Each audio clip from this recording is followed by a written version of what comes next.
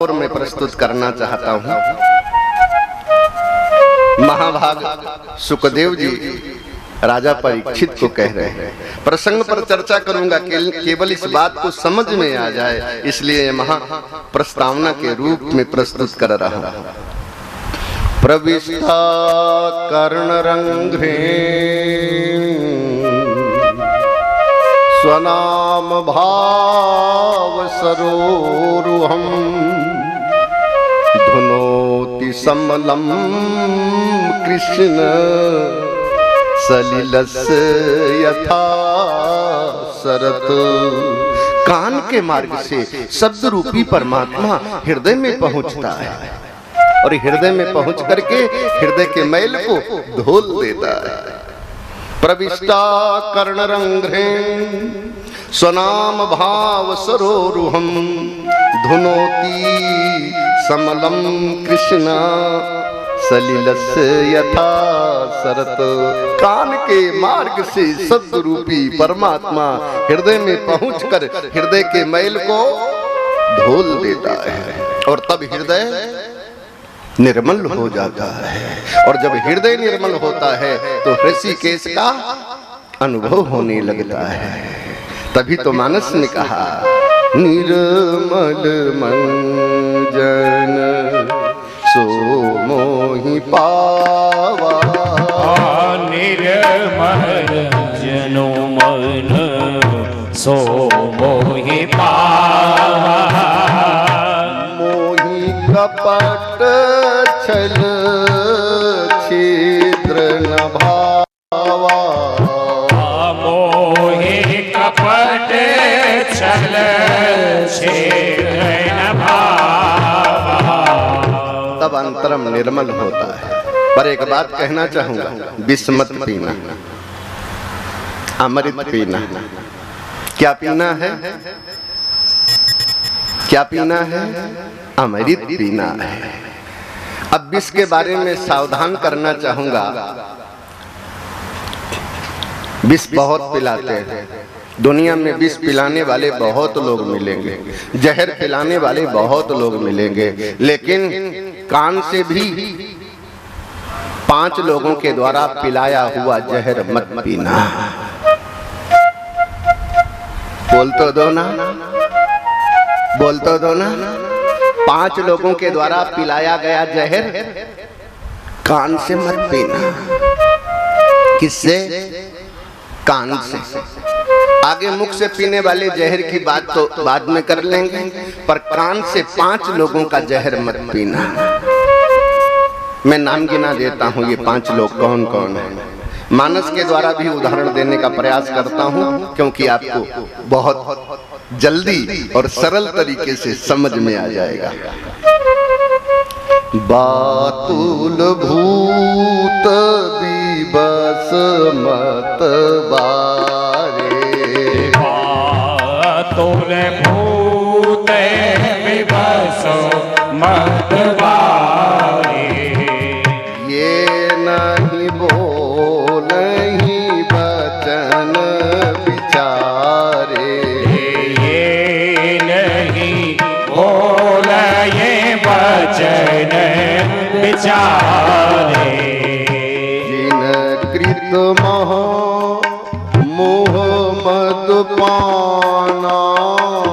जिन कृत मोह मद पाना। दिन कर कहा करी नहीं गाना।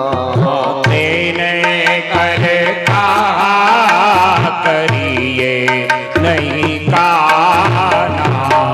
नंबर 1, सन्निपात का रोगी।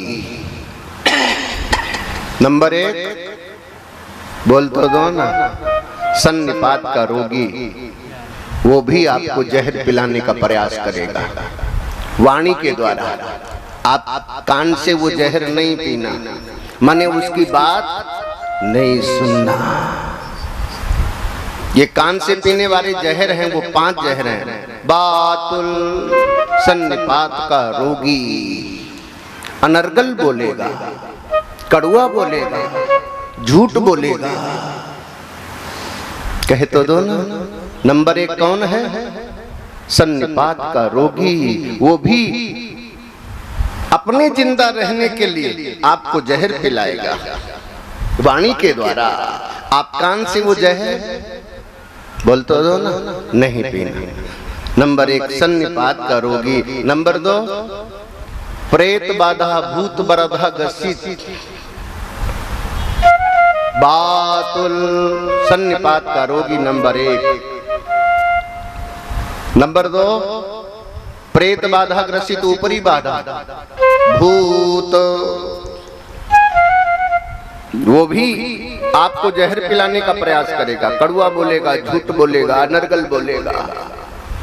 वो आप जहर नहीं पीना। बीबस जिनकी इंद्रियां बस में नहीं है वो भी जहर मत पीना। मतवारे और जिन्होंने शराब पी हुई है वो भी आपको विष पिलाने का प्रयास करेंगे। मतवारे कौन? शराबी, जो मतवाले हैं। फिर से गौर करना। बातुल भूत विबस मतवारे, ये नहीं बोल नहीं बचन विचारे, ये नहीं बोल नहीं बचन विचारे। सन्निपात का रोगी, प्रेत बाधा ग्रसित और जिनकी इंद्रियां बस में नहीं है। आज के समय में कह लूं, हंसना नहीं, मैं हंसाने के लिए नहीं, मजाक में नहीं, लैला मजनू टाइप, समझ गए ना? जिनकी इंद्रियां बस में नहीं है उनका भी वो जहर पिलाएंगे आपको। मत पीना कान से इनका जहर। ये 5 लोग। तो 5वां नंबर है जिन कृत महा मोह मद पाना, और जो अहंकारी हो, जिन्होंने मद पिया हो, अहंकार रूपी मद पान करने वाले, तिनकर कहा करी नहीं काना। इन लोगों का कहा हुआ कान में नहीं करना। ये कान से विष पिलाते हैं। बोल तो दो ना। ये 5 पंच पूरे समाज को, पूरे देश को, विश्व को ये 5 लोग कान से विष पिला करके उसे मारते हैं। इसलिए इन लोगों का पिलाया हुआ विष कान से मत पीना। मुख से पिलाने वाले विष की बात फिर कर लूंगा। ये कान से विष पिलाते हैं। कौन कौन लोग हैं? सन्निपात का रोगी, प्रेत बाधा ग्रसित, जिनकी इंद्रियां बस में नहीं है और जिन्होंने शराब पी हुई है, और जो अहंकारी है। समझ गए ना? माने इनकी बातें कान से हृदय में ले जाने की नहीं है। ये 5 ऐसे पंच हैं, पर उन पंचों में हमारी गिनती नहीं है। इसलिए हमारी बात बड़ा सावधानी से, बड़े गौर से सुनना। इसलिए श्रुति ने कह दिया, इत्थं वाक्यै तदर्थानुं संधानं श्रवणं भवेत्, युक्त्वा संभावितत्वानु अनुसंधानम मननम तु तत्। किसी भी वाक्य को, पद को सावधान होकर के ग्रहण करने का नाम श्रवण है। इसलिए श्रवण करना है। कथा अमृत रसास्वाद, कथा रूपी अमृत का रसास्वादन करना है।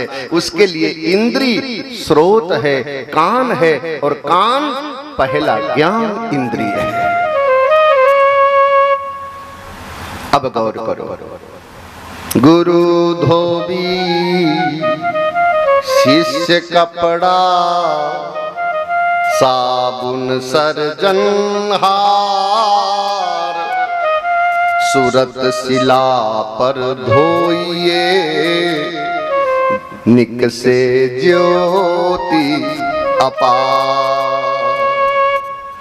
अब कान के मार्ग से शब्द ले जाना, इसलिए क्या कह दिया, कथा अमृत रसा स्वाद। कथा अमृत का रसा स्वादन करने वाले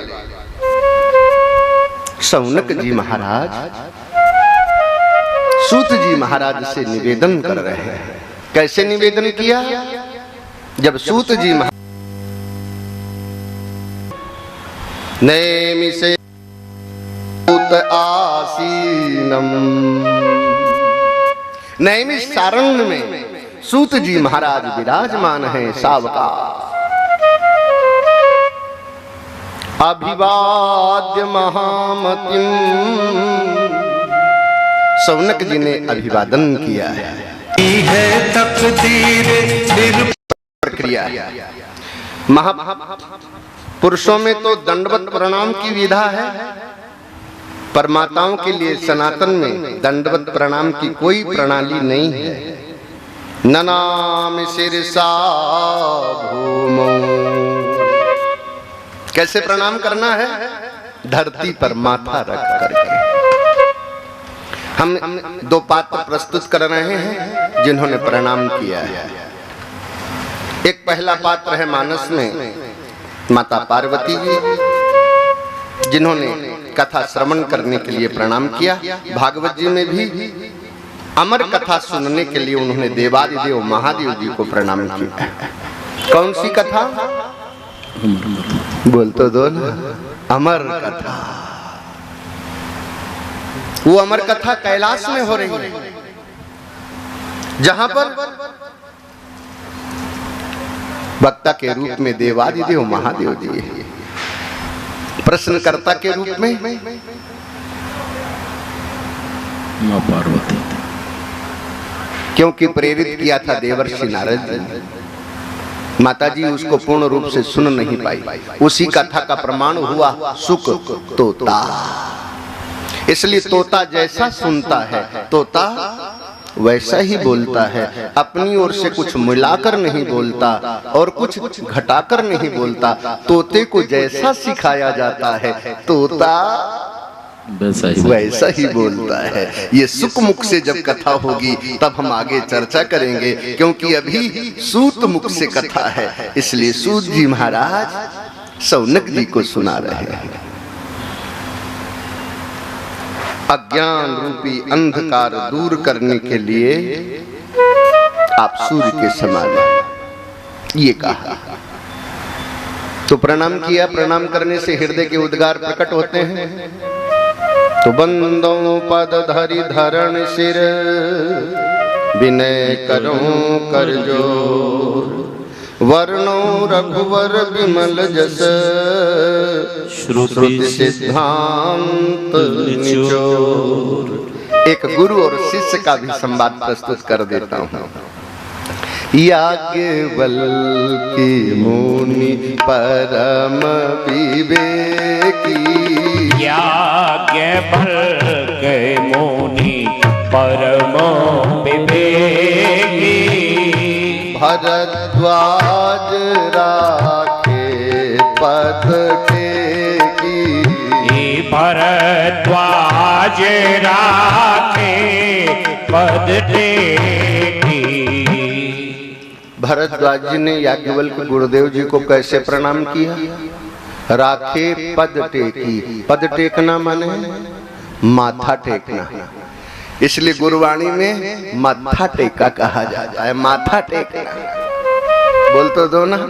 हमने थोड़ा थोड़ा महापुरुषों से श्रवण किया है। माथा टेकना, इसलिए माथा क्यों टेकना है, क्योंकि शरीर का सबसे श्रेष्ठ भाग क्या है, सिर है। और सबसे पहले सृष्टि में जो आया है वो सिर ही आया है। सबसे पहले सृष्टि में कौन आया, सिर आया। सिर सौंप दो। क्या सौंप दो, इसलिए गुरु गोविंद सिंह जी ने भी यही कहा, सिर सौंप दो। क्या सौंप दो, बोलता दो ना, सिर सौंप दो। गुरु भक्ति की ये अपार महिमा है। सिर सौंप दो। राष्ट्र के लिए इष्ट के लिए, गुरु के लिए क्या सौंप दो? सिर सौंप दो। इसलिए गुरु गोविंद सिंह जी सिर सौंपने की बात करते हैं, क्योंकि सबसे पहले इस धरा पर सिर आया है, सिर सौंपो। तभी तो मंदोदरी भी कहती है रावण को, लंका कांड दोहा 15 का के अंतर्गत, पदो पाताल शीस अज धामा, पद पाताल शीसो अज धामा, अपर लोक अंग अंग विश्रामा, अपर लोक अंग अंग विश्रामा। हम तो यहाँ त्रिदेवों को, बाबा सेवाराम जी, बाबा हरि राम जी, बाबा गंगा राम जी के रूप में इन त्रिदेवों को, ये धारा प्रवाहित, ये संगम, उनको मिलाने का प्रयास करके आप लोगों को भी प्रसाद देने का प्रयास करूंगा। घबराओ नहीं, लेकिन जिन महापुरुषों के निमित्त है उनका भी आनंद अंतरिक्ष में भी होते हुए प्रसन्न हो जाए, और वो भी यही दुआ करें कि वाह, मेरे निमित्त मेरे शिष्य ने